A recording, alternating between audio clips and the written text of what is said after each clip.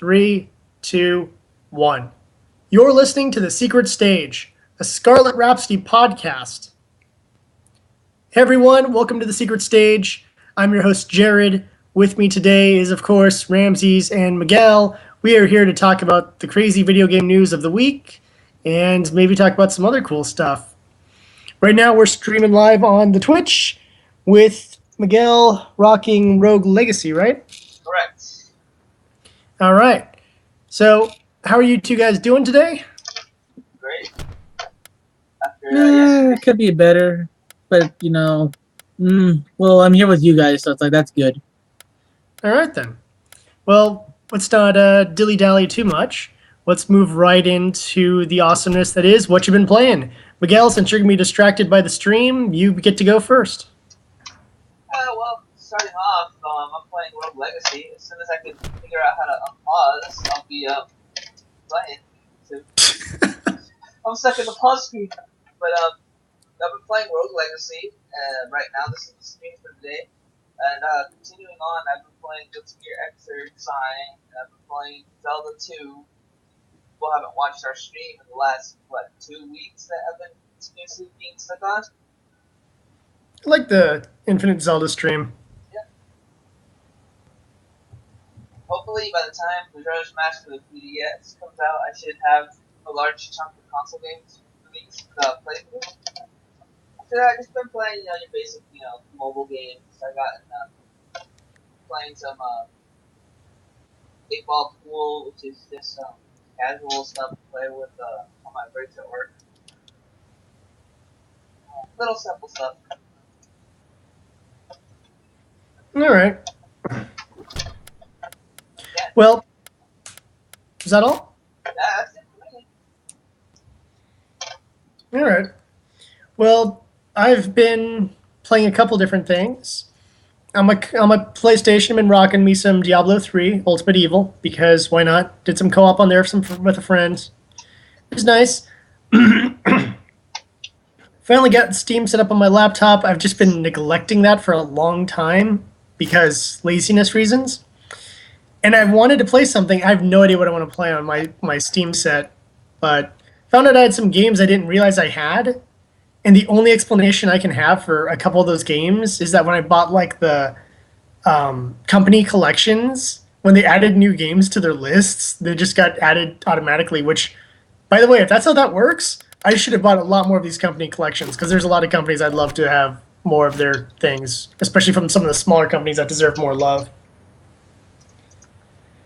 Then on my handheld, I've been rocking, in my handheld, by that I mean my 3DS. Finally. What's up? Oh, you finally got the game going. Finally. Woo! It only took you 3 minutes into this podcast to get the game started. That's good.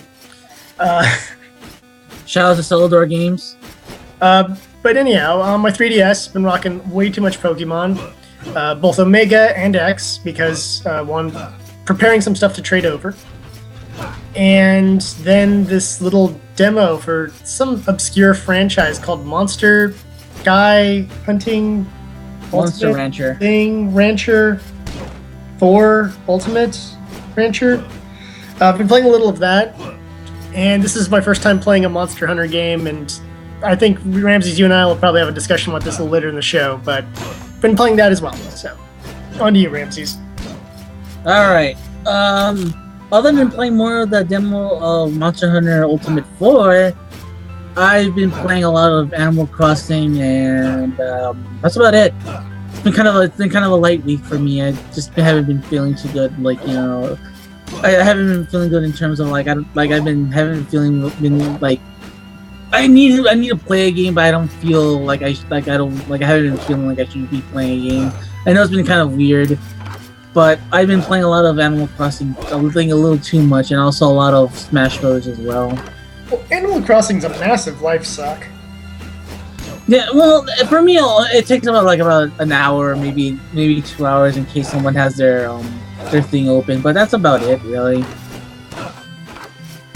But like I said, it's I haven't been feeling too well, mentally.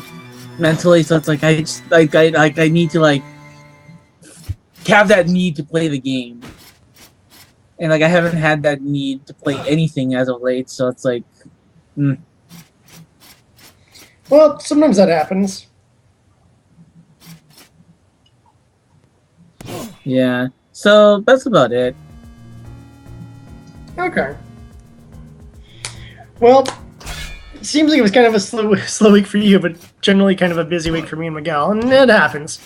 Well, versus some of those other weeks, Ramses, where you're definitely going on of your 20 different games, and I'm like, how did you have enough time? So it's kind of cool to see things have switched over a little bit this time around. Yeah, sorry. I wish I was a little bit more active or something like that, but just No, life sucks. bear in mind, I have a friend that depended on the time. If he was on the podcast, he'd say, "Well, I've been playing I've been playing Harvest Moon. What else? That's it, man. It's a life suck." Like, I got through 3 seasons in this week alone. And I'm like, do you not sleep? So I get that with certain games that are life suck based games. I need to get back to playing some Atelier. I've been neglectful on that, and I really need to. But what have you? I'll get back to my RPGs when I do. But for the time being, I think it's time to get onto the news. I'd like to make one retraction from the news from last week. I forgot. By all means, this is time to do retractions and corrections. Well, actually, this was kind of a retroactive retraction more than anything, because this got like announced by Nintendo a few days after we talked about the Nintendo Direct. You know how we were talking about the new Fire Emblem game? Yes. And how we said it was going to come out in 2015. Yeah, it was going to come out this year. Mm-hmm.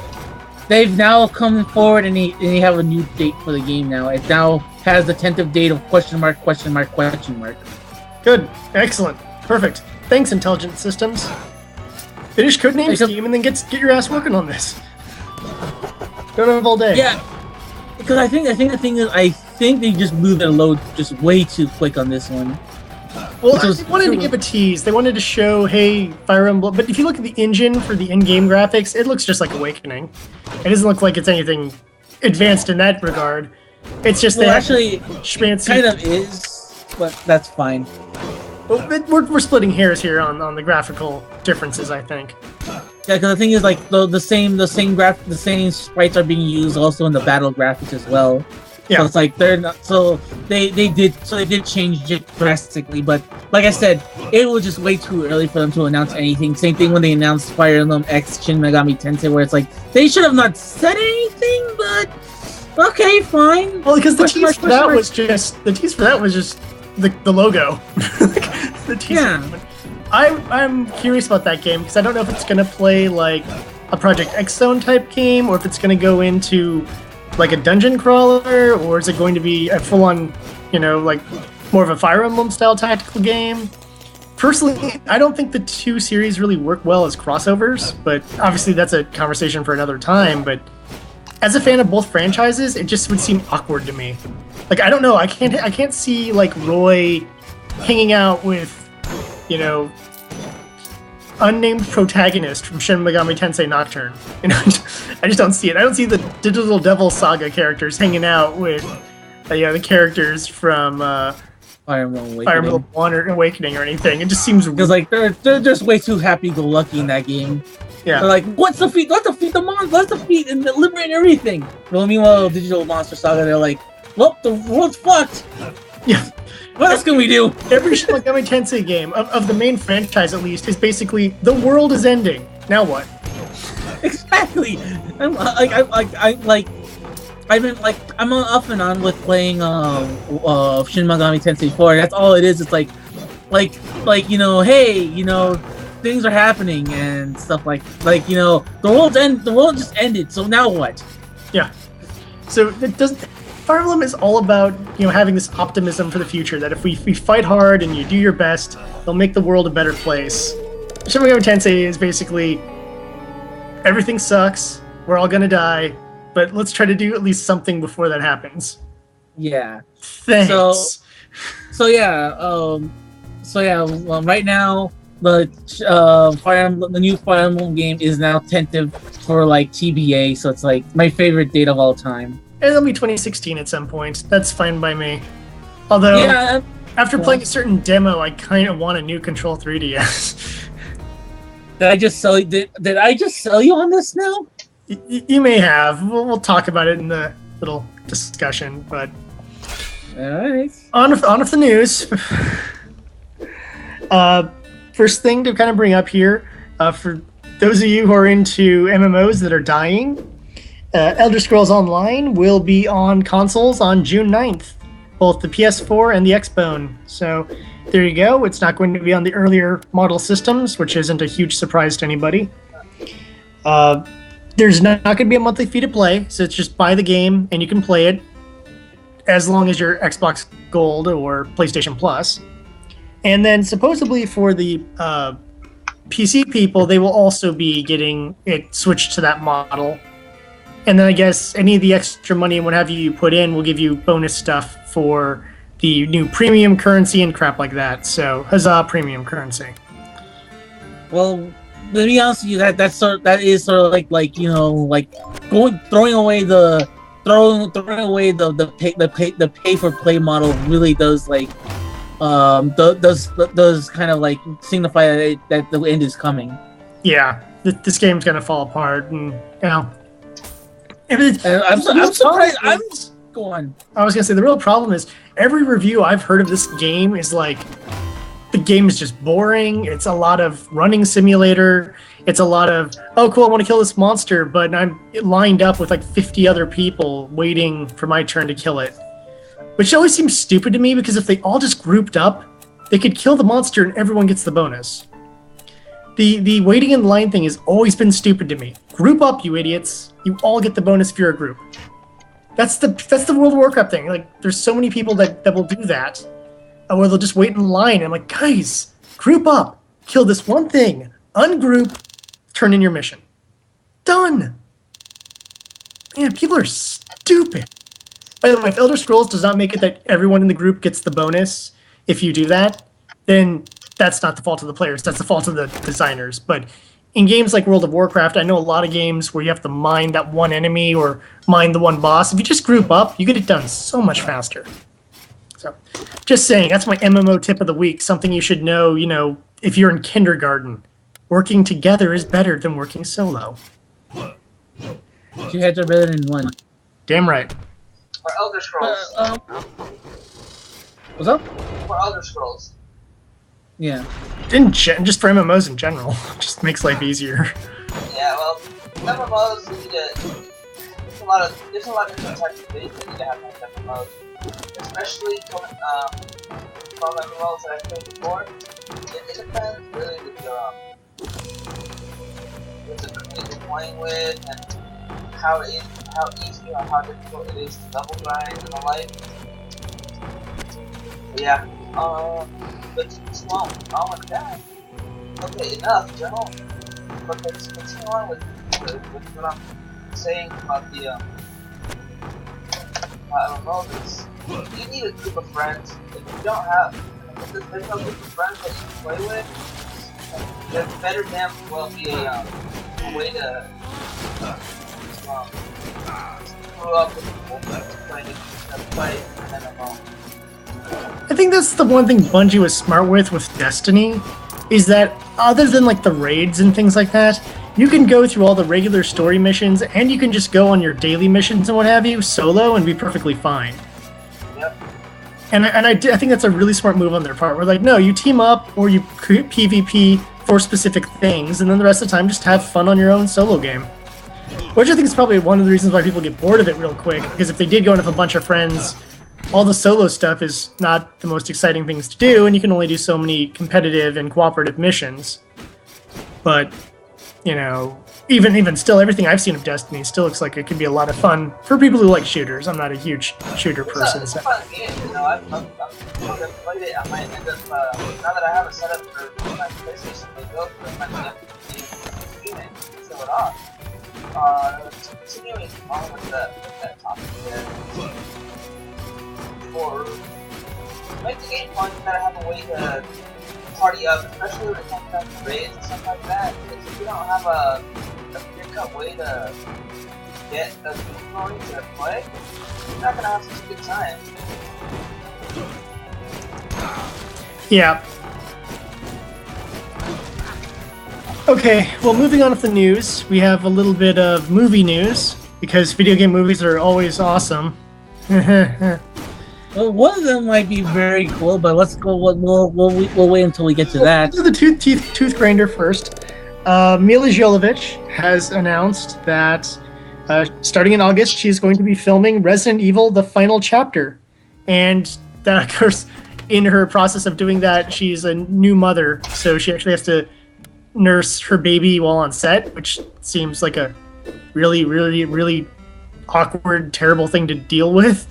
But she needs her outfits to be nursing friendly, to make me go, oh good, so she's gonna be even more skimpily clad in this movie, because we haven't seen Mila Jovovich in every single variant of undress at this point, so we need to see more naked Mila Jovovich.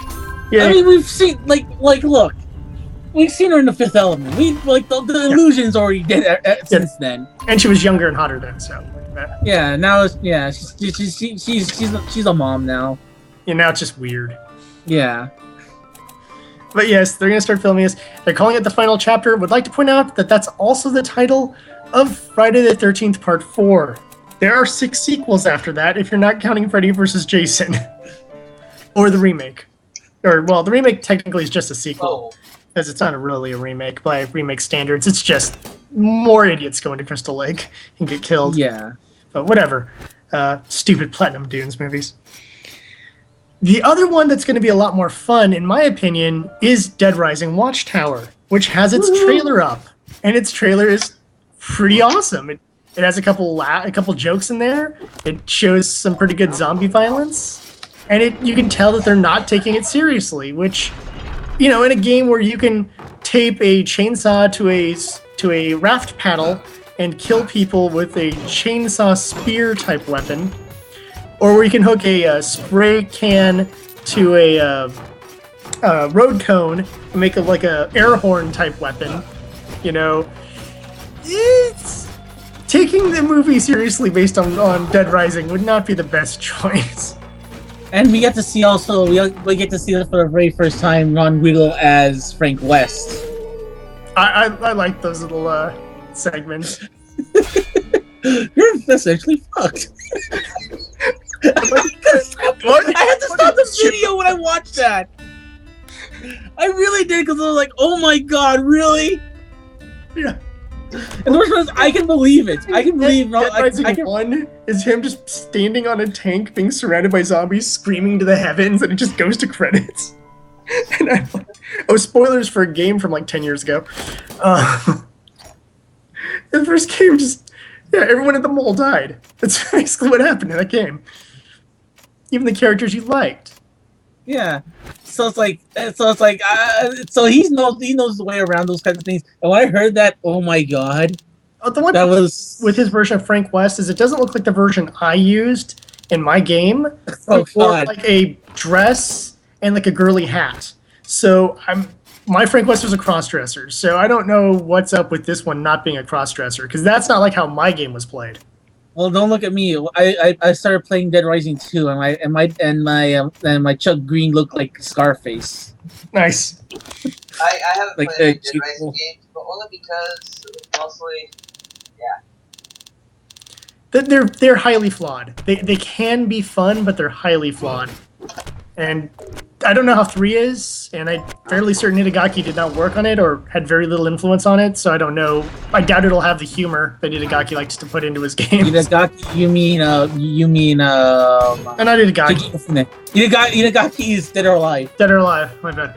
Inafume, excuse me. Sorry, but I screwed that one up royally. Yes, Inafume, other confusingly long Japanese name, usually has a good sense of humor about stuff, and so...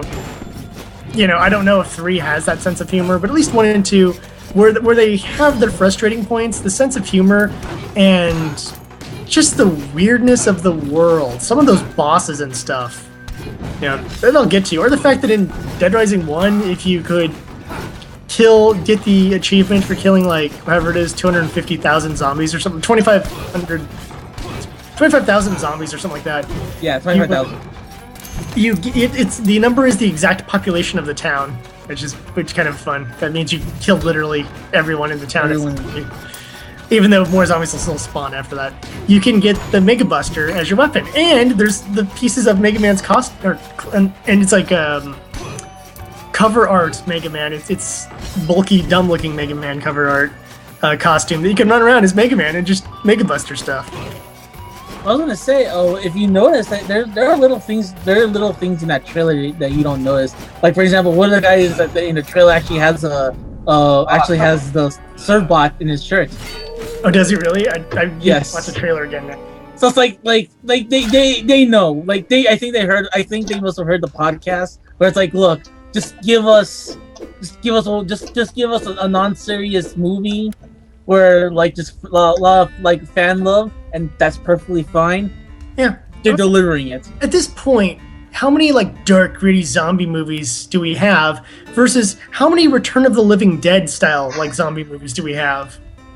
You know, how many things do we have that fall in that line of like the Treehouse of Horrors Dial Z for Zombie, episode, which is highly influenced by Return of the Living Dead. For those, if you want a good zombie movie, some laughs, it's a good one. And I like that. I mean, why not? Why not do something on the Shaun of the Dead side of the spectrum? Because it's a video game tie-in in a game where you can run around in a Servbot helmet while killing zombies with a weed whacker. It's like, come on. Yeah. So yeah. Is that else for about movie news? It's the only movie news I've been able to find thus far, but yeah, it's coming out in March, so everyone keep their eyes open for that. It'll be on Crackle, delicious Crackle. I think it'll be free. Yeah, I think so. So if it's free, so you have no excuse to watch it. Yep. I'll have to do a movie review of it when it comes out in March. Yeah, I'm done with it. All right. On the side of just things that are insane, at least to me, Star Citizen has made over $70 million in funds from its crowdsourcing, which makes me believe that this better be the greatest game of all time, or a lot of people are going to be really pissed off. If this game sucks, if this game crashes all the time or has major flaws or is really unbalanced, people are going to rage like nobody's business. You can't put this much money into a game crowdsourced and not expect people to get really pissed off if things did not work out well. Right now, Chris Roberts, I believe it's Chris Roberts. Yeah. Basically has the sort of Damocles hanging over his head. If he doesn't pull this one off really well, bad things will happen to Chris Roberts. And I love the Wing Commander games, man, but I don't think that amount of money, any game you release with that much money and that much crowdsourcing influence, I don't know. That's scary. That would be just terrifying to me as a creative person. That's way too much pressure. Go on to my comment from the game too. It's like, this game gets a lot of money for it. That's a big expectation that whoever. It's a lot of money for whoever crowdfunds that. I think it's over 750,000 people. Like 750 or 1,000 or more people have thrown money in at this point. But still, that's an insane amount of money that's been acquired. Yeah, I really have no real opinion on this because I never really grew up with Wing Commander. You guys may have had, so it's like I have a little bit like I just want to wait and I'm in more of a wait and see what's gonna happen. Yeah, well, because he wanted to do Privateer Online back in the day, back when Ultima Online came out, and I would have gone in with that. This one I'm worried about because I just need to know about balancing things, and there's things I liked to do in Privateer that I'm afraid are not going to be fun in this game. Like, I didn't really enjoy doing the bounty hunting missions. I didn't enjoy doing the patrols. I liked doing the merchant missions. I liked doing the blockade running and stuff like that. So for me, I'd rather do that. I'd rather be a smuggler or a merchant or a blockade runner, which is technically a smuggler. Things along those lines, but I don't want it to be where I'm going to fly and then just continuously get shot up by every other player who decided to be a pirate. That's That's my fear, as I want to know that there's some controlled zones, or at least there's balancing where, okay, there are a lot of pirates, but a bunch of other people took on militia roles, so that I, as a merchant, will be safe. Or do I just have to load my merchant ship up with, like, the most heavily armed equipment I can, or the fastest engine possible? I mean, I don't mind doing the Kessel run in under 4 parsecs, but at the same time, you know, the Millennium Falcon couldn't beat, you know, Millennium Falcon struggled beating like 4 TIE fighters outside the Death Star. So, you know, war of attrition's going to take down that Millennium Falcon. So that's my fear. I don't need 10 different pirates shooting at me from all sides because I'm just screwed. And if my only option is to dump my cargo, well then, congratulations. I just lost a bunch of money, and now I got to fly back and try to buy my cargo again and hope I don't get robbed again. Forget that. So like I said, there's a lot of pressure making this a really good game and making everyone by the way, if everyone plays a pirate and it just becomes this weird, like, space battle royale destruction derby, I don't think that's going to make people happy either. Yeah, well, it's like, well, you got, well, we'll just have to wait and see at this point. Yeah. A lot of pressure on you, Mr. Roberts. Good luck. Alright, so what else is there? Okay, well, speaking of pressure, the EVO 2015 lineup is here. For those who want to head off to Vegas to play the world's greatest fighting game tournament, fighting games of fighting game tournaments, here are your games you better start practicing on now.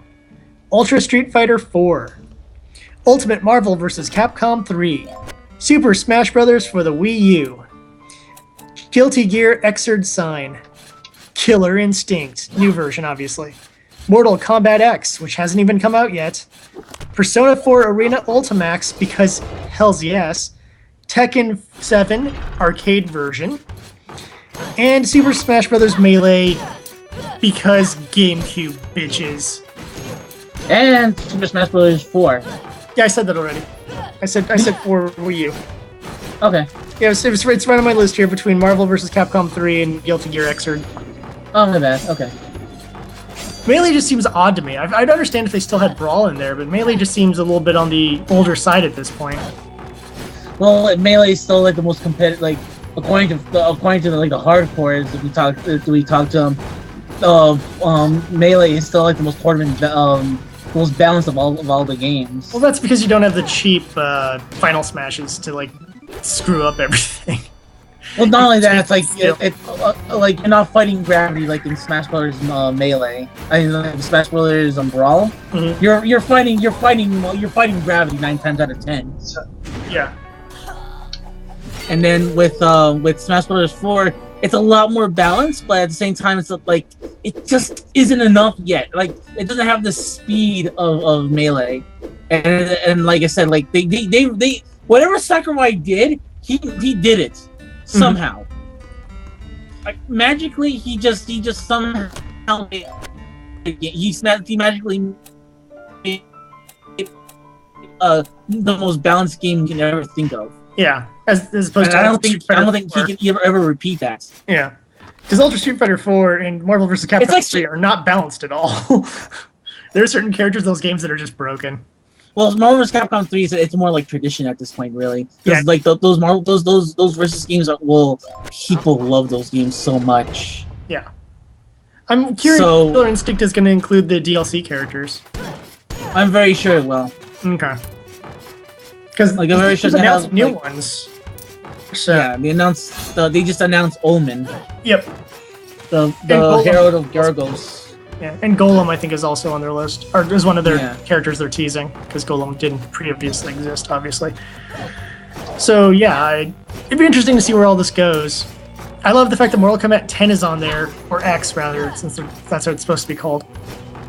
And the game doesn't come out until February, so April. I find that kind of cool that they're just like, look, we're all gonna be playing this anyways, so it's on the tournament list.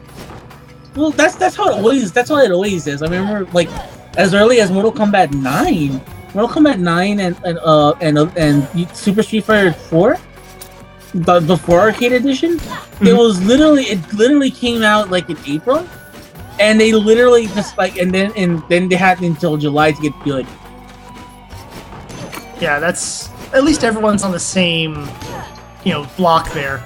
But if Mortal Kombat X uses a similar engine to 9, then I'm sure a lot of the returning characters will play very similar to how they played in 9 as well. Lots of things like we don't know any of that information yet because like it still has those. It's a mix of Mortal Kombat and it also has like it also has that Injustice kind of like stuff going on as well with like interactables. Pointing out that Injustice not on this list because it's a crappy fighting game.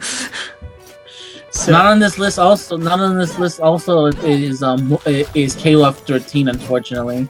Yeah, well, the King of Fighters franchise has been dying for a while, and it's unfortunate that it's one of those things where if I had the money, I would just buy the King of Fighters. Like, I would just buy the franchise and just start new King of Fighters games. But unfortunately, I do not have the money to own a video game franchise and start releasing it. But someday. I will bring that franchise back to its original glory. Someday. Any thoughts, Miguel? Or are you still stuck in a maze? I'm stuck in a maze. It's just, I don't know, hard to... it's just that, it's good. I've got no comment with EVO. I've been to EVO once in my entire thing, and that's when Marvel vs. Capcom and the game was all big. Pretty much, they showed off. It's really more of a way to show off fighting games for companies, because that's where I first saw what they were working with, all the stuff they were working with on Capcom, Street Fighter Cross Capcom, Tekken. They showed it off there. Yeah. And a couple other stuff. They showed off KOF 13, so it's pretty much like an E3, but an E3 for fighting games. So Capcom will show off its fighting games, whatever they're working on, Bandai Namco. So, if anything, if Nintendo / Bandai Namco decide to, they might show off some more Pokken Fighters there, but I highly doubt it. But who knows? I'm kind of surprised Dead or Alive 5 Last Round isn't on the list. But it doesn't seem this thing caters to 3D fighters. Like, even Tekken's kind of a surprise. It's kind of weird how it works. Some years they favor it, sometimes they don't. Like it depends on what Bandai Namco is doing at the point. For example, they supported the hell out of games like Soul Calibur 5, but the year after they're gone. Yeah, see that. I don't know. I mean, there's not all that many 3D fighters I like. I like Dead or Alive and I like Soul Calibur. So it's not like there's. I mean, I like Tekken as well. I'm just not aces at Tekken. Like I can play Tekken, but I'll probably get my ass kicked. Especially by the people who are playing at this tournament. They're just gonna chain combo me to death. Like I'm not even gonna. I could just see that. I'm just going in with Lee. Seconds later, KO. I'm like, oh, that sucked. 6 seconds. Okay. Oh, thanks for showing me that my better character sucks. The thing is, it's all about support. Like if everyone in their grandmothers are playing Street Fighter, everyone in their grandmothers are playing Ultimate Marvel vs. Capcom 3. That's how broken it is. Everyone in their grandmothers are still playing like Melee and Brawl and start playing Melee. So it's like it all depends on like if we can get some sort of groundswell going, then maybe something will happen. Yeah. Also, it also helps a lot if you talk to the companies themselves and say, hey, what's up? Yeah. Because apparently, Nintendo is actually the ones that are like, hey, can you like push Smash Brothers, please? Okay. I just thought because it was just one of the most popular fighters around. I mean, because it just has been. I remember Brawl conquering the world for a while. So. I don't know, it was just one of those little things I noticed. But you know what, I can't really complain about this listing of games. It is a lot of games that everyone plays, and it's nice seeing stuff like Ultimax on there. I didn't expect to see that. Now people are pissed off that now Ultimax made it instead of KOF. Okay, yeah, I can see the rage on that one. But I like Ultimax getting a little love. But the thing is also, you saw Ultimax. Yeah. You know, like literally Stan and Deb looked at like their jaws dropped when they saw how broken that game was at times. Oh well, yeah, there is that problem. But the first Persona Arena also had broken issues too. Yeah, I think it's because like again, I think there's a lot more like because Atlas was like, look, if you really want Guilty Gear, fine, but you also have to support but you have to also support you also have to give us yeah, it's probably one of those well. package deals. So it's like, well, that's fine. So it's like, well, if one thing has to go, it's gonna be KOF, and unfortunately, it had to become the sacrificial lamb. I don't know much about 13. I know I played a little bit of 11. I played a little bit of 12, and I didn't particularly like either. Like they just didn't feel. 13 fixes all that up perfectly. There was a lot of issues with how the game felt, and one of the things that bothered me, they started this around the 2000, 2001 era of the games, where just to do a super was way too many button combinations, and I'm like, hey, you know what? You can go back to Stream Match 98, and almost every character has like double quarter circle forward. And you can go to Mark of the Wolves, and almost every character has double quarter circle forward. And then you go to like then you go to like in like King of Fighters 2001, and it's like quarter circle forward, half circle back, full circle forward, half circle back, quarter circle forward, left, right, all three kicks. And I'm like, screw that. I'm not fucking doing that. I will tell you this much right now, that's all streamlined. They actually listen to you. Okay. Well then maybe I'll take a look into 13, because I don't care if it's at EVO, I'd still play it for myself, just because of a love of the franchise I've been playing since the 90s. We'll talk about that. We'll talk about it. Fighters before it was King of Fighters. I was playing it when it was Fatal Fury. We'll talk about it after the show, because we can do something here. Yeah. Okay, the last piece I have, before I'm going to throw it on to your side of the news, is that a couple of updates from Sony. For those who had a Sony account during the 2011 hacks, they're finally giving away the free stuff. It's finally been settled, so yay for that. If you had an account back then, my account isn't that old, sadly, so I get nothing. And then the other part of this is for the Christmas hacks, they put out the code for a 10% discount off the PlayStation Store. So if there's anything you're seeing on your list, and there's actually some good stuff on sale right now, so by the time this episode gets posted as just the podcast, sales will probably be completely new stuff, so likely be Tuesday when this is up. The 10% discount isn't anything to scoff at. So, and you can find that code easily online. It's available a lot of places. I don't like reading the codes off here because then everyone has to scramble for a pencil. So, easier. Like I did by mistake. I'm sorry. No, it's okay. Like that was a different process. That was us trying to give away. That was a giveaway. That was different. So yeah, Sony finally getting around to doing some little apology stuff, and the first one was kind of their fault. The second one, I don't feel really was Sony's fault. It was just some really dickish people. Yeah, and that's sort of like the general consensus of what went wrong. Where basically they were like, well, the 2011 hacks, yeah, that was sort of like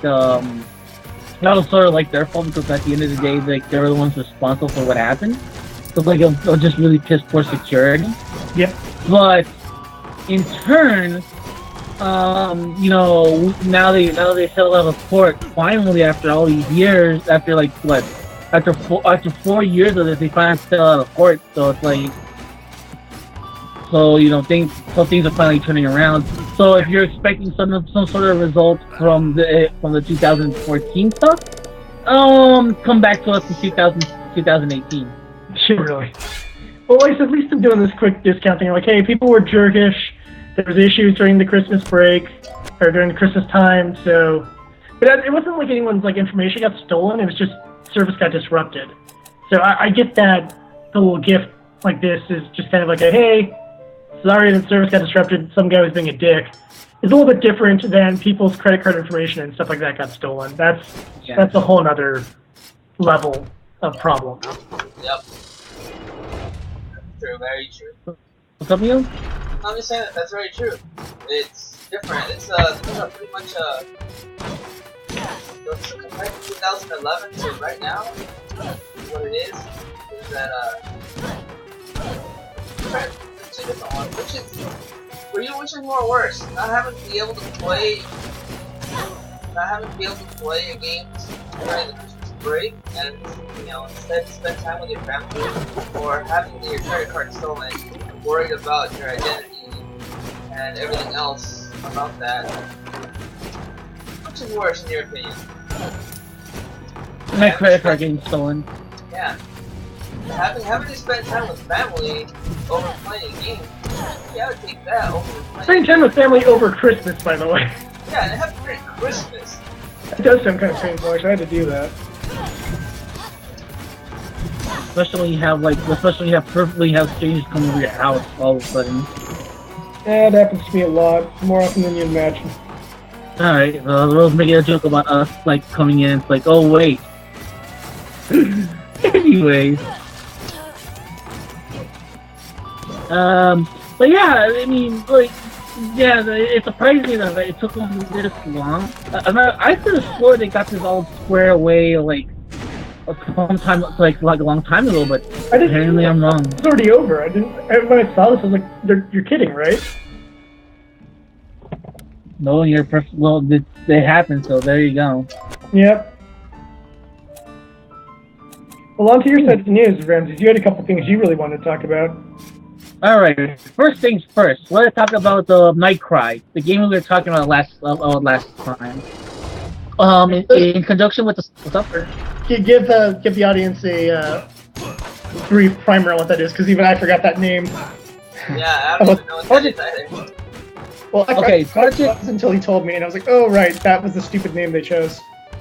Okay, Night Cry, aka Project Scissors Night Cry, is the game that's made by the creators of what's that, Silent Hill? No, it's made by the creators of Clock Tower, and it also has character design, and a character designer who made the Pyramid Head is also in charge of doing a lot of the monster design in this game as well. It looks scary as all hell. Last time we talked about it was going to be on PS Vita and also on iOS. on Android and iOS. Yeah. But now there's a Kickstarter, and right now there's a current Kickstarter right now, which just went live I think today. And what it is they're fundraising they're crowdsourcing for a PC port. Yeah, which is kind of cool because, like I said, it's so much more immersive when you have a big screen in front of you versus looking down on a small screen, I love... Well, no, I don't love playing... I mean, other than my DS, I don't really enjoy handhelds, but I'm not feeling like I'm immersed in Pokemon. I don't feel like I'm immersed in Smash Brothers or anything like that, It's not an immersion effect, while, on my console, during Assassin's Creed or something, you can get to that point where the whole rest of the world doesn't exist, it's just the game. And I love that feeling. Yeah, so it's up right now. We'll have a link to it later on our show notes. So we'll get to when it comes time to we'll talk about it. Another bit of news: Nintendo has already closed their doors on their Brazilian branch. Yep. And I don't blame them, because here's the thing. The number one, like, I hate to do this, I hate to say this kind of thing, but piracy is kind of a huge thing in Brazil. Like, it's a huge thing in most of South America, I imagine. So I'm pretty sure it's like, it must have cost them a lot to do something like having a Wii U down there, and also having a 3DS down there, and also having the cost of maintaining support of those systems. And also trying to make sure that stuff doesn't get pirated, which is 9 times out of 10 kind of impossible in that area, in that region of the world. It's like we made the joke about it yesterday during our Saturday stream, but the only console that really was successful, oddly enough, was the Master System. It's so strange. Easy to me. I mean, not that the Master System's a bad system by any stretch of the imagination. It's a great system. It had some really good games. It's just, as an American, I guess we have our bias because Nintendo was so... Oh my god. Here. Oh my god. What's up? I just saw the cost of some of these things. Oh my god. Do you guys want to play a game? Hmm. Is it Like, you guys wanna play is it the how much the certain thing costs in? Yes, let's play guess the cost of a Wii U in Brazil in American dollars. $800. Okay. No. Close. Wait, seriously? I was gonna go. He's hot, but not he's hot, but not hot enough. I was gonna go 600. You're cold. You're hot. You're getting warm, but you're not close enough. Miguel hit on the noggin. 830 bucks for a Wii U. Jeez. And the games cost between $77 to $87.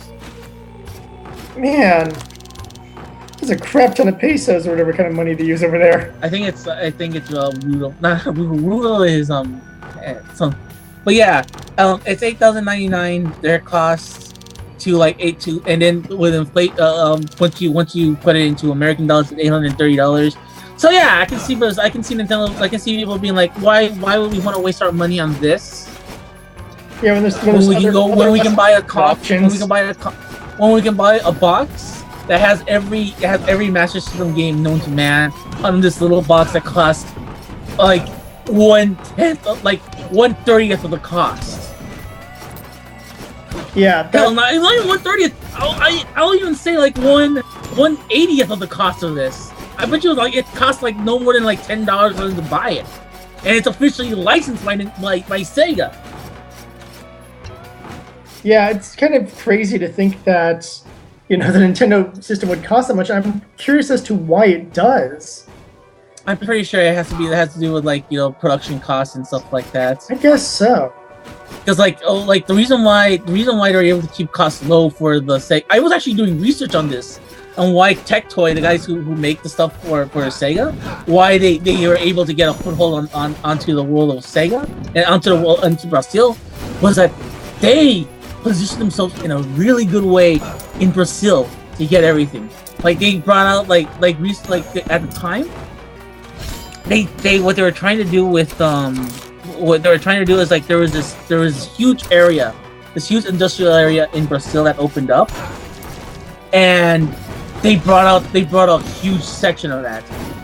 Okay. A huge chunk of that industrial section belongs to Tectoy, and because of that, they were able to produce everything in Brazil. But I think what ended up happening is like they had to outsource the systems to other parts of South America, like in I was gonna say Buenos Aires or Peru is in that's a different that's in Europe, but like other parts of Europe. Other parts of South America. So I'm pretty sure that in order to compensate for the cost for all of that, I wouldn't be surprised if they had to make something like that. The cost of that is because of them importing it from other places and stuff like that. Yeah, that could probably rise up the cost a bit. Still, just wow. So there you go, man. It's like it makes sense that Brazil. It makes sense for Nintendo to leave, because I mean, at the end of the day, if a box costs, if a box no more smaller than an iPad that can play every Master System and Genesis game known to man, that costs like 1/80th of what you're producing right now. I think it's reasonable. There's a good reason as to say, well, I'm fine, I'm done. Like we're leaving. Yeah. But it's definitely just in that sense where I kind of want a device that could just play every Genesis game ever. I hate to admit that one. There's a lot of that stuff. I should point you into the proper direction for that kind of stuff. Yeah, because I'm a retro gamer. I mean, that's my deal. Hell, I'll live stream Genesis games. I'd have a lot of fun doing that, actually. Well, I kind of streamed some, but no one saw it. You have streamed things on it, and Nintendo stuff a couple of times too, actually. And just to show we don't have an entire bias. I love a lot of Sega franchises. I just wish other people did too. So they actually made money, and they would, create more of them. It's weird with Sega. Sega has this kind of this history of like, well, we didn't do too well. It has weird popularity in different parts of the world that they weren't expecting. For example, the Genesis, huge in America, not that big in Japan. Oh. The Master System, huge in Brazil and South America, didn't do that well in Japan. The Dreamcast didn't like. They had a moderate success everywhere. They had huge in Europe. Really good Europe, and even in Japan, they actually had a bunch of Japanese releases that never came out here. Yeah, so I've gotten a couple of them because there's no whatchamacallit on the region locking on the Dreamcast, and thank God for that because there's some really awesome Japanese games. So you have all these awesome games released. And like I said, what's good about a lot of those games is that Sega just has this weird history of being popular everywhere but Japan. Yeah, which I find kind of strange. Well, that's Sega for you. So on to the next thing. Sega just has a bad stream of bad luck. Is really what it is.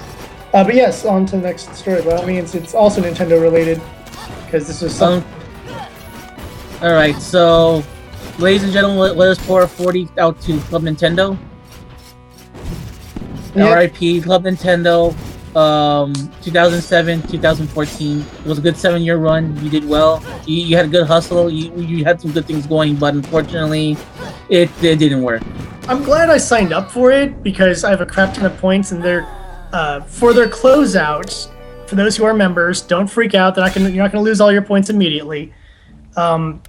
Starting in this month, they already have some games up, but starting in February, they're going to add more.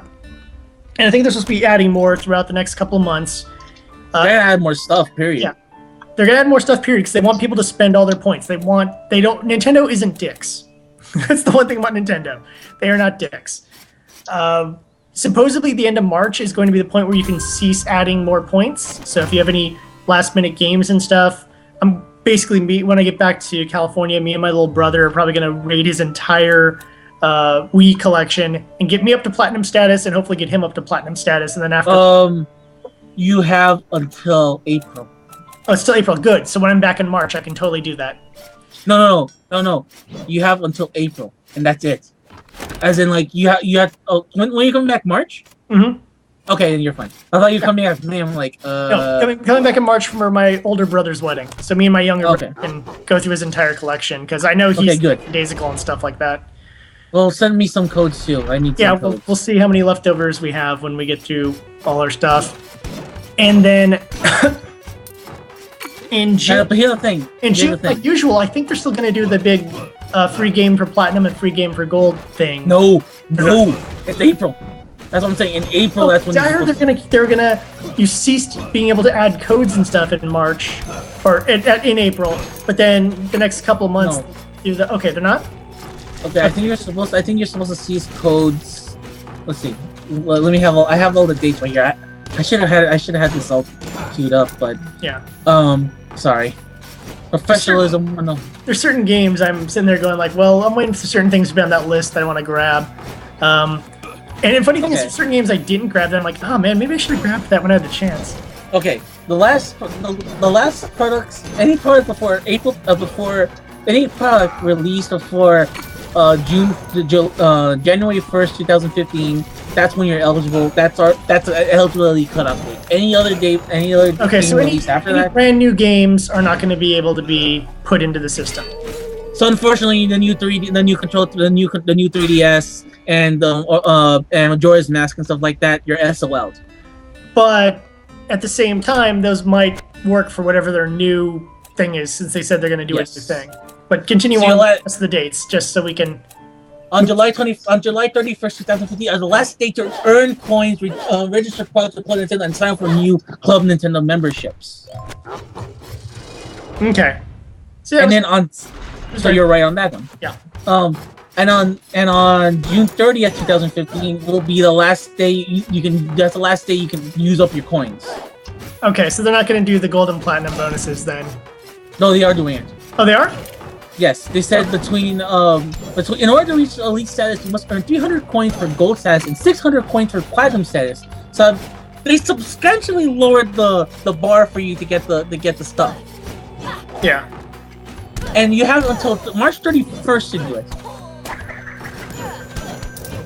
Okay. And then, yeah, like I said, June 30th is the official death date or whatever, which wasn't what I said. I said it was in June. And your free status gift will be available between April 1st and April 30th, 2015. Okay.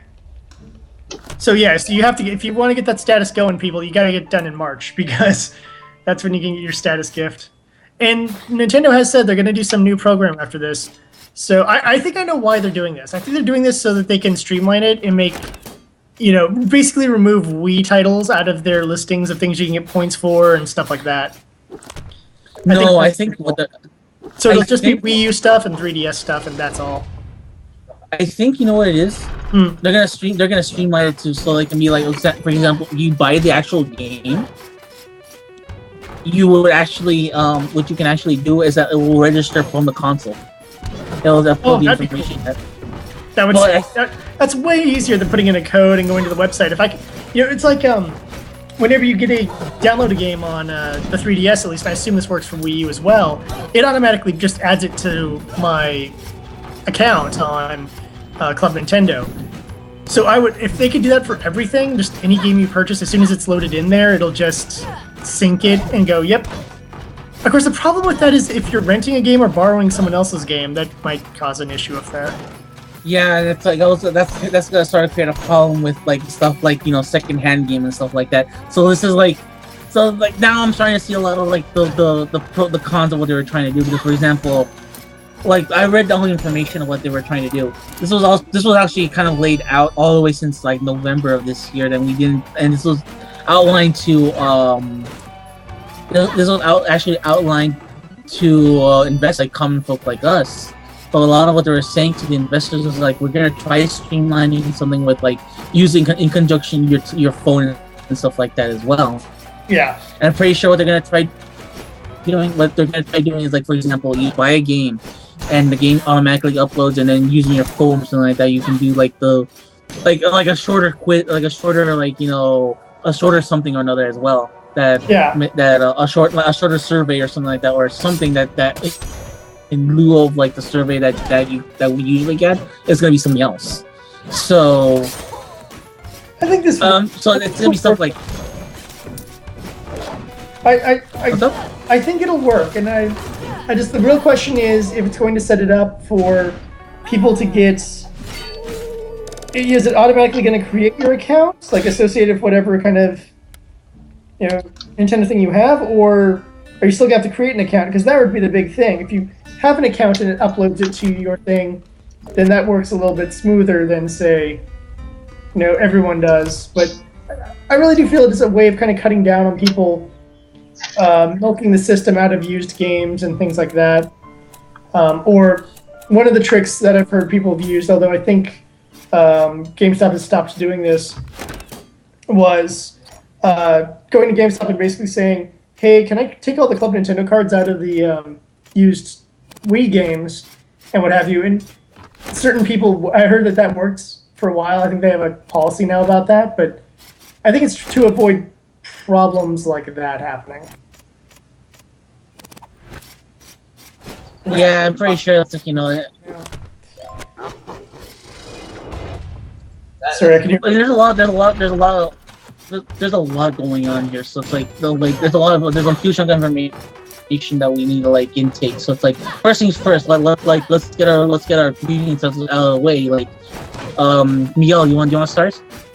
What? Sorry. Okay, never mind. He's distracted. He's distracted here. You guys completely lost me halfway through the whole talk. So Nintendo and the Nintendo Club Reward thing. I mean, I signed up recently for it. This game. I didn't actually invest for the feature thing, but since I bought Smash Brothers, you know, before when it first came out, and I didn't have a Nintendo Club account for it, that's a problem.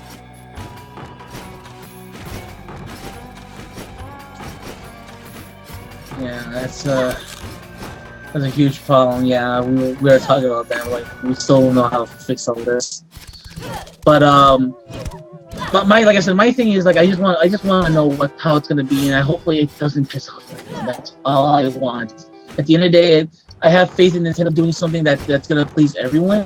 And even though as of late they haven't been doing the best of decisions with it, I have faith that with something like this, they're gonna try to put something that's streamlined.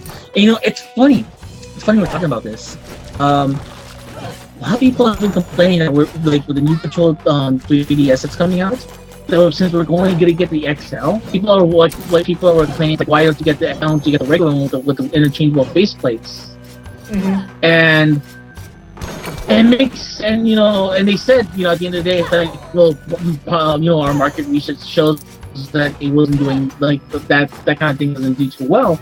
I think this is going to cut away a lot of ambiguity of like, no, we really wanted that.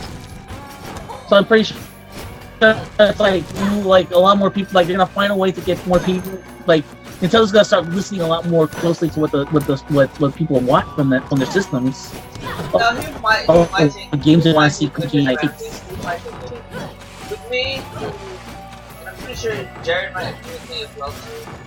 With me, I like having the big screen on the 3DS. To me, it's just so much better to have that kind of option available. I agree. Than having the small little screen. I mean, compared to the regular 3DS that Becky owns, and compared to the one that I have, my 3DS XL, I mean, I prefer to have that 3DS XL, honestly. Yeah. But here's the thing, and like Jared is for other reasons because you know, yeah. Well, I'm seeing it from both perspectives. Like, not everybody has that same kind of experience either. Like, I know for a fact some people don't have big meaty man hands like we do, and not only that, some people would rather sacrifice that comfort for customized plates and stuff like that. So it's like on that regard, I'm one of those people who does like to customize stuff, but I don't know. I think it's. So it's like I wasn't gonna buy like a small size one anyways. I was just gonna buy the XL, regardless of customization options. So that's me. Yeah, same here. But it's like at the same time too, I can see where people are like, well, we want options, but like at the same time too, like with Nintendo, like with this, hopefully with their new system, like they can actually get to the point where they can actually Nintendo would actually listen to what they want to do. Mm-hmm. And hopefully with this, it will lead us to games being made and stuff like that wouldn't normally be made, or games that we normally never be released. Also, I want to go on to the point. Nintendo does listen to people. I mean, break the default. I want to break the default here. Squaresoft had no intention of bringing it out right here. No, but there was a big demand for it, and Nintendo was like, hey, you don't want to bring it out? You will. Give us the okay to bring it out. You don't have to do any of the localization, you don't do any of that. Our team will take care of it. Our treehouse is going to take care of it for you. And lo and behold, they agreed, and that's how Nintendo brought out a nice little RPG game reminiscent of the old in Break the Default. You know? Yep. It's one of those things where, you know, Nintendo. The one thing we've been talking about is Nintendo is smart. You know, they know what they're doing, and it might ruffle a few people's feathers not being able to have the customizable stuff, but at the same time, I don't think that's a huge amount of the market. I think they probably have looked at the numbers for the sales, and I don't know the numbers myself, but I assume they've looked at the sales numbers for the different versions of the 3DS and decided, oh, people like the XL more. They like the larger screen. I mean, heck, why do you think cell phones and stuff are getting so large? Because people are gaming on their cell phones and they want a larger screen so they can see what they're doing. So, you know, it's just kind of how it is.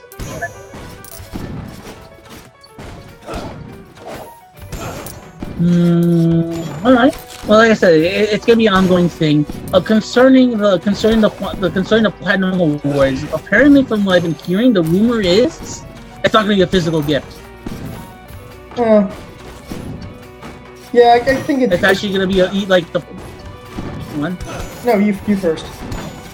No, I was gonna say the theory going around right now. It's gonna be either like, for example, if you get a full if you get gold status, you get like a free you get like only one free title. Mm-hmm. And I think with platinum status, you get you can either have the option of getting 2 titles or 1 full game. I think because what's up?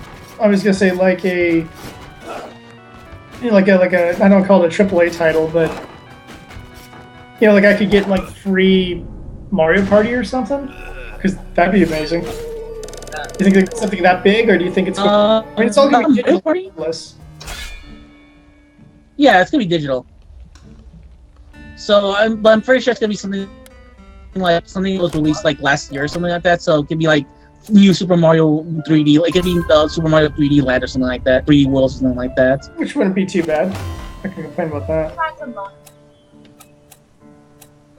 Because I remember the one, like some of the games that were talked about, like when they did it last time, it was like Fire Emblem Awakening, Donkey Kong 3D, Donkey Kong Returns 3D for 3DS, and other kinds of games like that as well.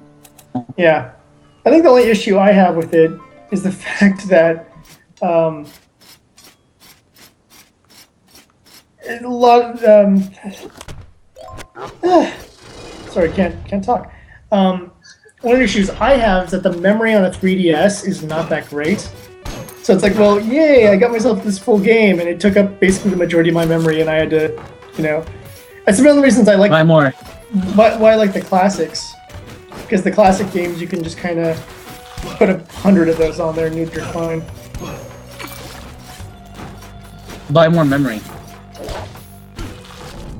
That's what I did. I have an 8GB one. When the new 3DS when the new 3DS one comes out, I'm putting a 64GB one. No questions asked. Now Ramsey, it's a micro SD, so you gotta make sure you custom accommodate yourself to that. Yes, that's why I'm gonna buy the 64 one right now and use like the adapter to it and play it like that. And then when the time comes, take it out and we're set. We're ready to go. Let's rock. Yeah. See. I do so it's like, well, I'll be ready. That's my plan for the next one, is because that's what I learned with this one was, well, okay, the memory card I have in this, yeah, I could probably flip in between 2 different memory cards for certain games. That just seems like a pain in the butt. But if I just think ahead next time and I go, oh, well, here's the, whatever, like you said, what was the size you were saying in 64? Did something like that, that would be awesome. That would completely eliminate that feeling of, oh man, I want to grab this, main title. I want to throw Mario Kart or something on here. It's a little older, but whatever. But I don't want to. I don't have enough space for it because it's going to take like 5,000 blocks, because blocks equal unknown number. No idea what blocks are, but can they fix that at the new 3DS? Can get rid of blocks and just use like legitimate sizes, because legitimate sizes would make me go way less insane trying to figure out what the heck. Of course not. Because they use blocks also in the. Don't they use blocks also on the Wii U too, Miguel? Yes, they do. Ooh. Not good at all. Does not make me happy. The thing is, I don't care about the blocks, because it tells you on your memory card how many blocks it is, so you go into the settings and everything. There's ways that you can see, Yeah. It's just a frustration. Yeah. But with all this in mind, like I saw one of the last couple of bits here I wanted to talk about here with this announcement, because it seems kind of huge that they did this. And they kind of sprung this like at the last minute on everybody else. So this is kind of like a big deal. The reason why one of the last things I want to talk about, something that you were talking about, Jarek, was that the frequency of the games is going to be switched out. I think they're going to start switching them out instead of waiting a month. we're gonna start getting games at least 2 weeks. Yeah. Like I think that's gonna be their goal now. I think every 2 weeks we're gonna start getting a new game for it's just like we get the way I read it, new games and stuff like. Was that they were just going to keep adding more and more games. Yeah, and that's how I saw it too. Where it's like they're gonna add more games, and it's gonna be at like it's gonna be more games, and it's gonna be at the cost of. But it's like they're gonna switch out the games a lot more often than before. That way they can get more stuff out of the way. Yeah, which means I gotta make decisions as to what I want to spend my coins on. Well, look, all I'm gonna say right now is if you have something that you really wanted to buy or you've been morbidly curious, now would be the good time to do it. For me, it's more of a point of is there certain older games that I'm like, like right now they had Super Mario Land on there, and I'm like, you know what? I haven't played that in forever, but I don't know if I really need that on my DS. But it's free. I mean, I'm not going to complain about Super Mario Land. And I actually got I actually got Super Mario Land because like I remember owning it. It's like might as well. I love this game. I don't regret it. It still holds up amazingly. But the thing with me is like, well, then what if Super Mario Land 2 gets on there, and then suddenly, I'm not complaining about having 2 Mario games on my thing, but the problem is when I look at some of the virtual console games, there's a lot of games that just make me go meh. But there's definitely things along the lines of, like Kid Icarus, the 3D Classics version or whatever. I was kind of curious about that, them fixing some of the problems in the old Nintendo version. Yeah, it's a good game. I have it. And like I said, they fixed a lot of it where it's like you now press B to actually glide out of the way. Yeah. So they fixed a lot with that game. It's definitely one of those ones where I'd be a lot more curious. Yeah. And like I almost grabbed Kid Icarus 2, the Game Boy version. Amazing. Yeah, we were talking about that the other day. That, but now, then it's off the list right now, but I'm like, you know what? If it's back on the list, why not? Yeah. So it's like now would be a good time if you're hesitant on buying something, you're never gonna see these points ever again, so it's like you might as well. And in the new system they might add some new stuff. And, if they do, they do, and they don't, and we'll see what happens. But it's definitely on that point where you got nothing to lose. And everything to gain. Yep. So it's like, right now if you see a game that you really want or something you've really been wanting, you've been really jonesing for a while on the 3DS that gets put on it, now would be a perfect time because there is no excuse. Yeah. Alright. Is that it for all the news? Well, Pokken. I thought you were gonna Oh yes, Pokken. Okay. Last thing they revealed new information on Pokemon Fighter. They think the 2 new characters they announced that are playable is Gardevoir and Pikachu. And Suicune. Don't forget Suicune. But isn't Suicune isn't it the support? No, he's a fighter. Really? Okay, well Suicune. There you go. So there's gonna be some interesting playing styles for some of these characters.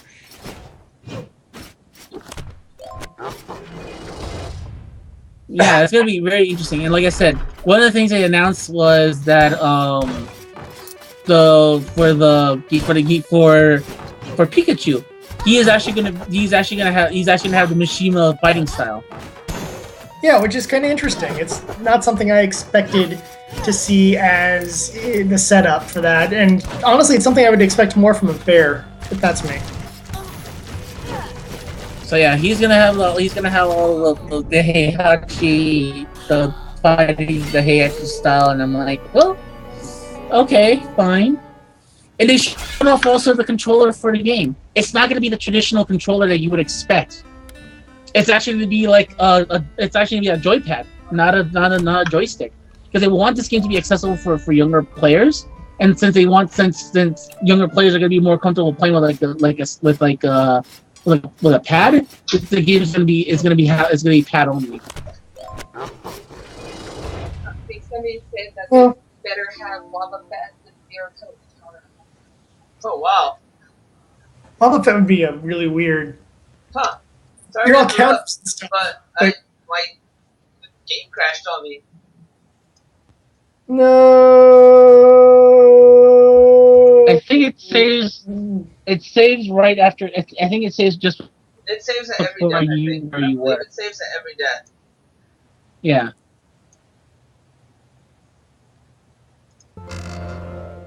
But yeah, That Pokemon. for too long. Yeah, So, any fun. do you get any thoughts on? I was gonna say it looks like it could be fun, and it looks like it could just be cheesy silliness. And hopefully it'll come to the US. It probably will. I'm pretty sure it's gonna come, but not come on the. It's not gonna come out like in the traditional style. I think it's gonna come out in like. I think it's gonna come out like on first things first on the console. And there goes the game. R.I.P. game. We know you well. They need to release a console version in Japan, or at least announce a console version in general first, since this is just arcade at this point. Yeah. But I think it's going to happen. I mean, Nintendo would be stupid not to release it. Unless the game sucks, then they'd be really smart not to release it. But I can't imagine, based on the pedigree, that it would be a bad game. A weird game, yes, but not a bad game. So I mean that should be it for all the information. You guys have any other news and things you want to share? I think that's the main news. Yes, talked about it already. So yeah. It was one of the things I talked about. Don't worry, Becky. Yeah. Thank you, friend. Thank you so much.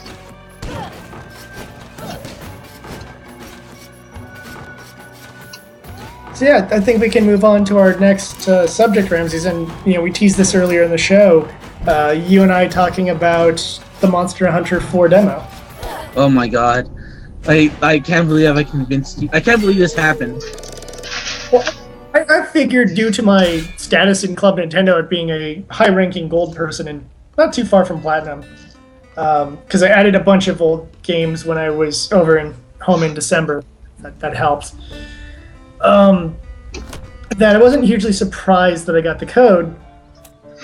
I'm more hugely surprised that this game is growing on me. There's issues I have with the game, and some of those issues can easily be resolved with a thumbstick on the right side. Mm-hmm. But other than that, I'm actually kind of enjoying it. For those who aren't lucky enough to have the demo code yet, and we gave away a couple, so you can't blame us for that one. Yeah, we gave a couple codes back, so The game basically gives you a couple missions and a couple difficulty levels. And just about every weapon And a setup. couple of weapons. Yeah, a bunch of different weapon setups. You can try every weapon out and see which ones you like and what have you, which I dig, because I'm having fun experimenting. I went through weapons I thought sounded cool first, and now I'm just literally just going down the list.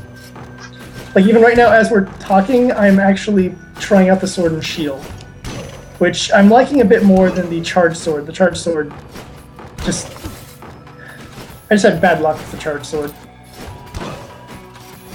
The charge sword is like it's just a bigger sword, and it's like like I said, you're someone a lot more agile, more quicker on their feet.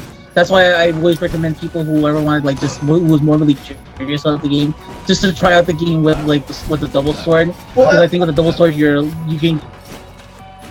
While playing with the charge sword, because it's your main stance is sword and shield, and I like being able to block. That's actually really useful. So it's definitely on that point where now using just the sword and shield basic combination, which is cool for the whole. You can also use items in this stance, and I'm like, that's probably really useful if the items in this game. But I'm actually liking, how certain weapons play that did not expect to play as well, and other things I thought would be a bit more fun, not being quite as fun. So I like the fact that it's like this, because all I would really want to have a demo is to be able to try everything. Literally have a demo be the let's experiment with different modes. Let's experiment with, different types of missions, different levels of difficulty, see what kind of works and what doesn't work. And I think in that regard, this is a really smart demo. Their way of releasing it, I think, is kind of odd with the code thing, but since there is stuff you're going to transfer over, which odds are is going to be a ton of Jaggy hides. Yeah, that's what I was gonna say. It's like now you see why it's like at the end of the day, you're gonna have the demo. You're gonna have all this stuff for the demo. It's like, by the way, this is all you're gonna have. What? This is all you're gonna bring back with you, and it's like, wow, that's a lot of crap. Now the thing is that I know Bravely Default demo had the same type of thing too. I mean, I'm sorry to interrupt you, but Bravely Default demo had a same type of thing as well, where whatever you got ended up being transferred over to your full game. Yeah. Nice. Yeah. How many different That's actually really good because I. You got a lot of different classes.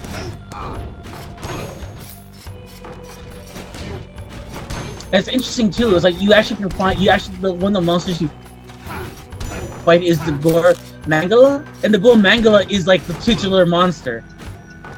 That's like the main monster you see in the cover. That's what's etched down onto the new 3DS that this can be released. That's the monster that they're pushing.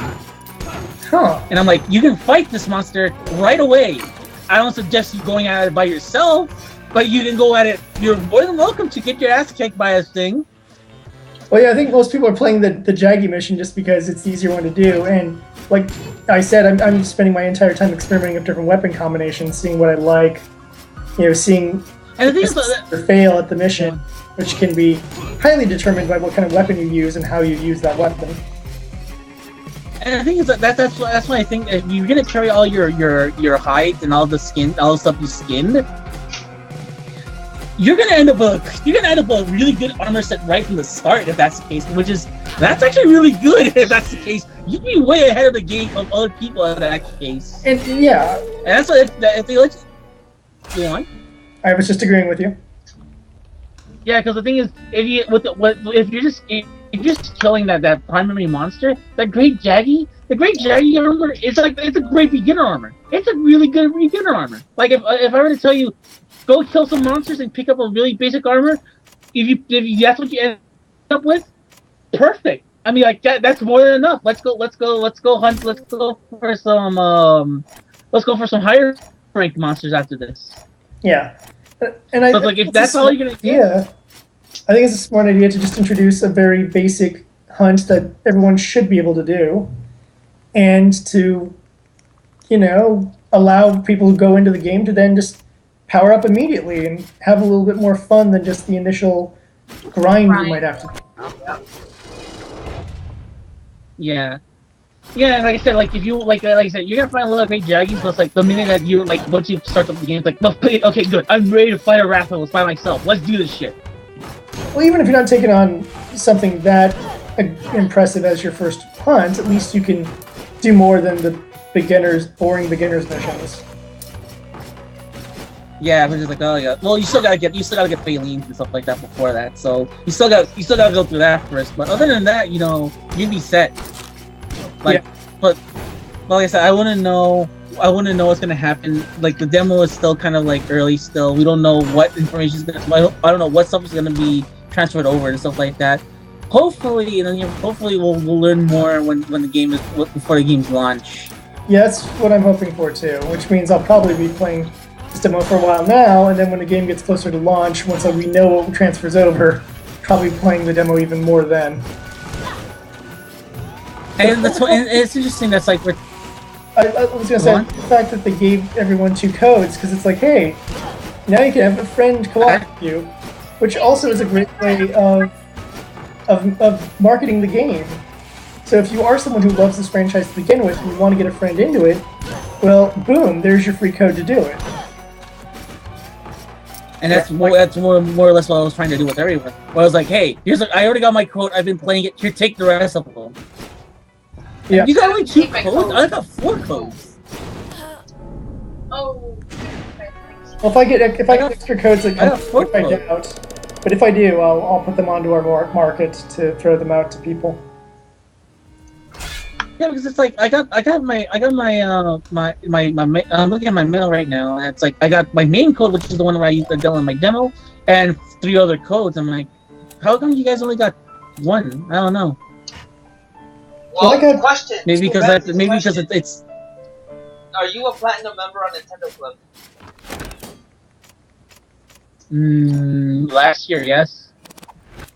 But I think also like. Okay, But so people that, who weren't that platinum. should probably answer your question there, Rampage. Jared and I are both gold members of Nintendo Club, and we only got our code and +1. So that probably could be that platinum members get codes, while gold members only get 2 codes.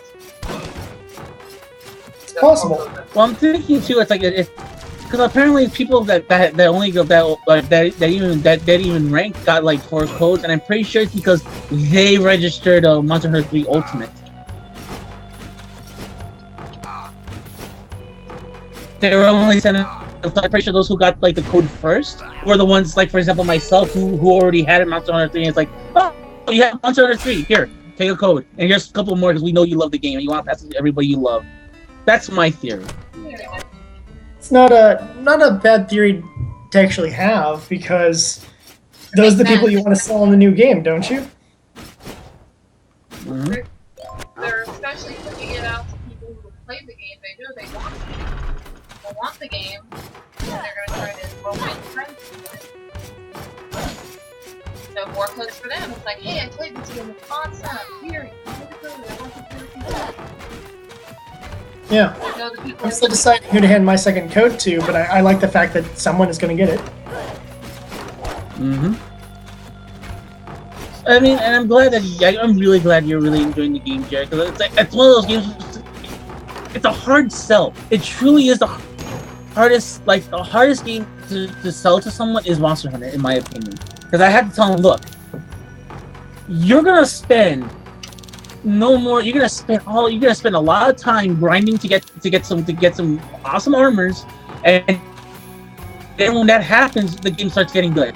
Here, it takes away that tediousness and tells you, look, here's everything at the point where you should be when you want to be awesome. Take everything and just run with it, and see how you feel now that you're already now kind of a badass. Yeah. That was a loud sneeze. Sorry. No, it was one of our neighbors. I could hear it from like upstairs or something. It's crazy.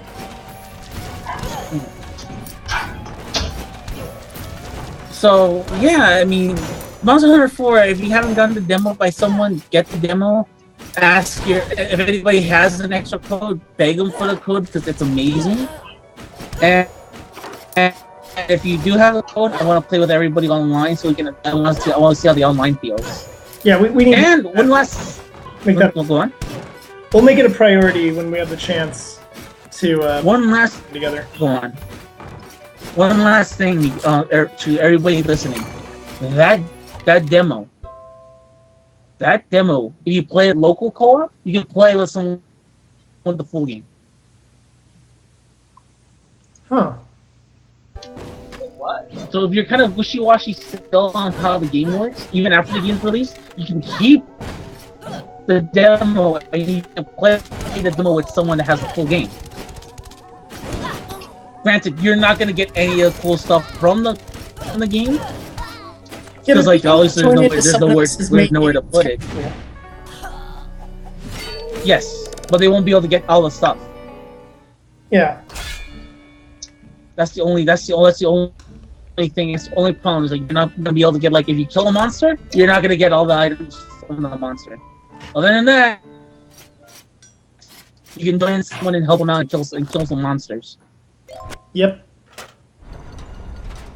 So it's like that's really good, especially if you want to know how it's gonna feel with like playing with other people. Which is where the real fun of this game comes in. And trust me, is, you know, going on a monster hunt with your friends is a lot more fun than doing it solo. Although I gotta admit, I do like the little cat guys. The little cat guys are pretty awesome. the feelings, yeah, the feelings are great. But like I said, the problem is like the problem is that, like, you know, you're like eventually that novelty wears out and you're gonna have to play with like real people eventually. Yeah.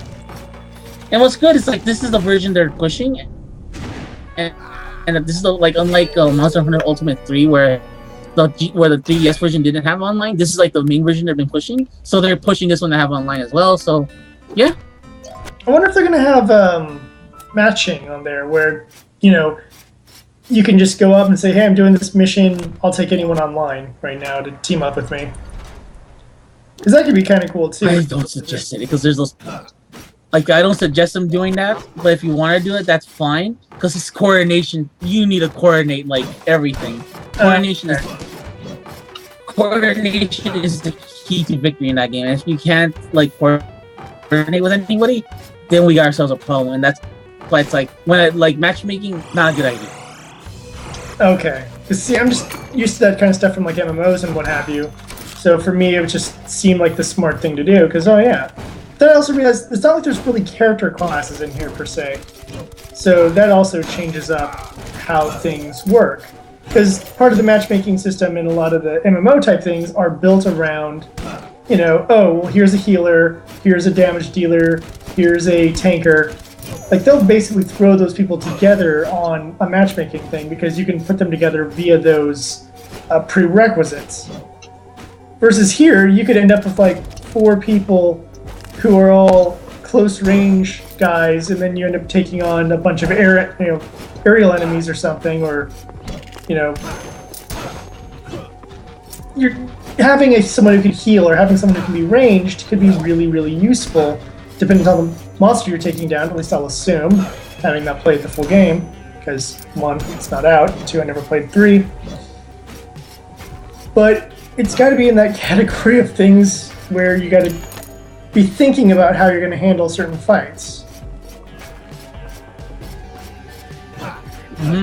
Not only that, it's like it's coordination up the ass when it comes to stuff like that. So it's like you need to know what you're gonna be doing with everything. Like, you need to know like what you want to do with it. First and foremost, you need to know what you're gonna do. Like, you need to know if you want to kill the monster or like I was telling you can knock it out. But right right now in the game, it's kind of hard to knock out someone because they don't give you the proper equipment to do it. But it is possible to knock out someone. Knock out a monster, and it's stuff like that where you have to coordinate what you want to do with stuff like that, and try to coordinate with other people to coordinate themselves to make sure that they can find a way to trap them and stuff like that. Yeah. So it's a lot. There's a lot of variables going around that game. Yeah, but definitely something that made me a little more excited. I didn't know a lot about this franchise. I knew people liked it. That's about all I knew about it. Never played it. So. Never played it. Yeah. Yeah. Like I said, this kind of game is it's a hard sell to it's a hard sell, but I think the demo does a perfect job selling because it takes away the ambiguity of well, I'm not that powerful yet, so I want to see what the big deal is. Now that you're kind of powerful enough to know where you are, this makes the ambiguity of if I'm gonna like this game or not kind of irrelevant. I mean. Yeah. So it's okay, fine. I'll know for a fact now that I'm already at this powered up level if I'm gonna be good enough or not. But that should be just a standard rule for any kind of demo, especially for games like this, to actually put you in a position where you feel powerful and strong, so that when you do buy the game and it goes through and you're beginning at level 1 or whatever, just as an example for games that actually have character levels, you actually, you know what you're going to become later on. So what were you saying, Neil? Nothing. Nothing? Yeah, nothing. I have no comment. Alright. Didn't play it yet. You should. We really want you to play this. If I have to get another code for you, I will do that for you. If you can get another code, that'd be great. I'll see what I can do.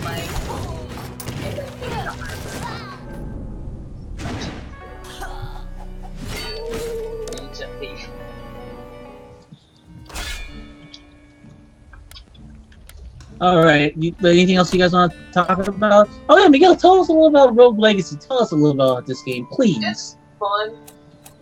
I enjoy it. It's craziness that is Rogue Legacy. The one thing that I not like too much about is the fact that when you die, to get back in the castle, you gotta spend all the gold you have, which is fine.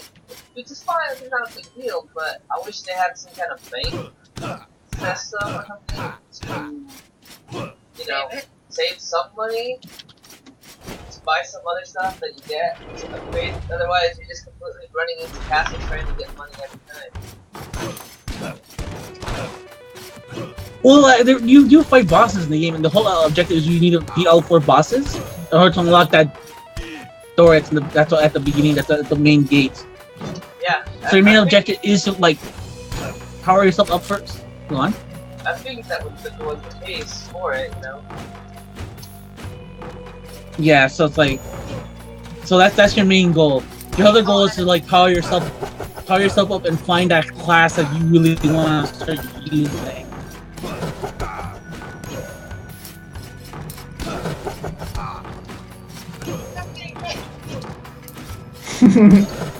Best advice ever.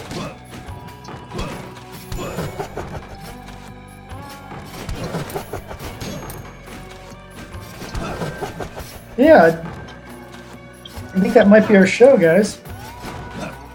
Yeah, sorry for the awkward talk. I sent out a feeler out on Twitter.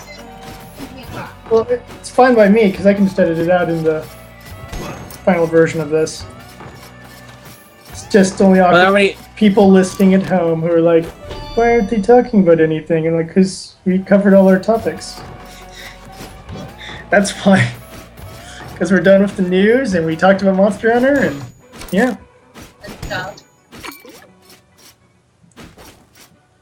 But hey, we've been going for an hour and a half, so I don't think we should really be complaining about our show length, people. This is about the proper length for a show. Yeah, pretty much. I'm not complaining either. It's like we did a good job, guys. We did a good job. You did pretty good. Well, this is where it's gonna end with Johnny, and I guess if we're gonna wrap up. I do welcome our viewers who are stuck here to stick around, because I will do the after show and continue my legacy, as it were. And dying a lot. Yeah. Yeah, it's gonna happen. Yeah, if you're watching on the stream, stay tuned for the after show. If you are listening to this as a podcast, always know that you can listen to the show live on Sundays. Keep eye on our Twitter. We will always post when we are live streaming. It is at @SR_secret stage. And find our Facebook group where we occasionally post stuff, I think, which is also Secret Stage, I believe.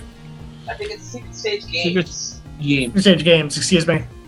And then we're also Secret Stage on YouTube. So watch our YouTube videos as well. Which is youtube.com/SecretStageGames. And this podcast will be up live and unedited with the craziness that is our outtakes during the show.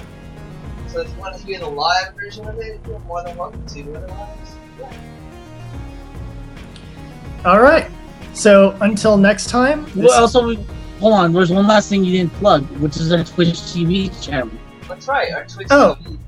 Yeah, Twitch TV. Yes, I said you can always watch us on live streaming, but I didn't tell you where you can see us live stream. Live stream at twitch.tv/secret stage.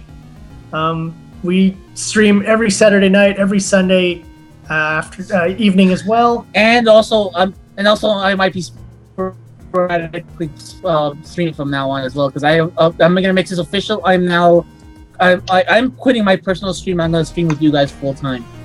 And I think I might actually start into the streaming too. I'm gonna get that set up. So hopefully in February I'll join in the fun in that regard. So keep tuned. So basically. Yeah, so pretty much keep tuned to our podcast. We'll announce the stuff with Ramses going on. We will also tabs of our Twitter, which I believe wasn't even posted out again, which is SR_stage. I said it. We did. I didn't catch it. Yeah, he said it. Still, yeah. Keep looking out there. Guys, we'll eventually master the verbal NASCAR section of the show. I will master it eventually. Yeah. will always Twitch. Well, you better start Always- mastering it quick. Yeah, yeah, I know. We always Twitter whenever we're going live for all of our streams, our podcasts. You're more than welcome to. And our Twitter actually releases whenever our YouTube videos are up, so you're more than welcome to see that too. All right. And as a fun little tease, next week we should have a interview section. I never announce anything until the interview is recorded, but when the interview is recorded, I will make sure it is announced on the Twitter and our what have you. So people, just keep your eyes open. There will hopefully be an interview recorded later this week. So until next time, this is Jared for Ramses, Miguel, and background Becky, and baby Miguel, who did not talk this time around, but that's He's fine. upstairs sleeping. Oh, Upstairs sleeping, good. and then that's why someone showed up so late in the show. Oh. but like I said, as always, game over, and winners don't do drugs. Well, that's a wrap for the show, for the podcast part. But stick around. We're gonna do some post-wrap talk real quick on our before we get back onto the after show. So stick around. Get people in to watch Rogue Legacy, and thank you so much for listening in on our podcast. And we'll be back in a few minutes.